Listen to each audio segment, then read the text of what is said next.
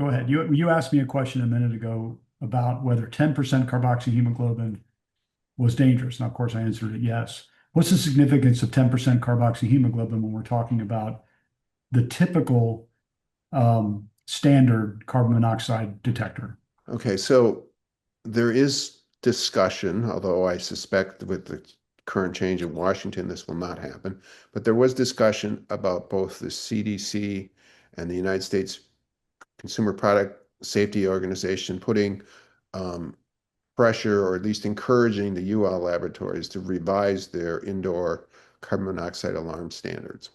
The standards originally were designed to prevent an adult male, someone like you or I, um, of having their COHb level exceed 10% on the average. Okay.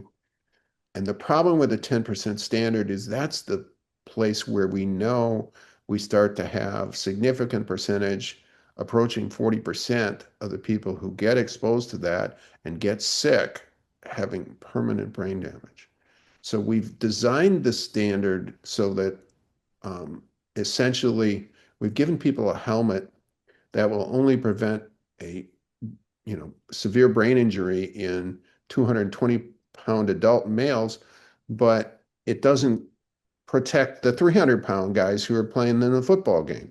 Or it won't, or talk at the other side, it doesn't protect the 125-pound kids who are playing. It is way, way too permissive in terms of how much carbon monoxide can be there before an alarm goes off. The United Laboratory 2034 standard was initially intended, at least the industry said, to prevent false alarming, but it is allowing people to get at least to 10%, if not more, carboxyhemoglobin, depending upon whether they're a child or, as you just pointed out, a female. I'm assuming they're getting higher than that. And again, medical literature tells us that 40% of those people will develop brain damage if they have symptoms.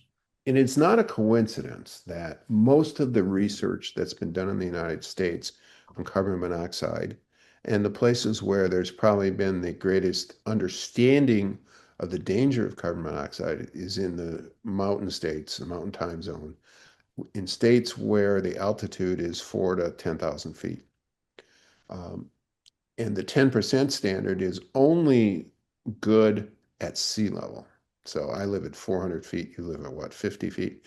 So it's reasonably close where you are. It's certainly close enough at 450 feet, but it is nowhere near close enough when you start talking about everybody who lives west of Omaha all the way to San Francisco.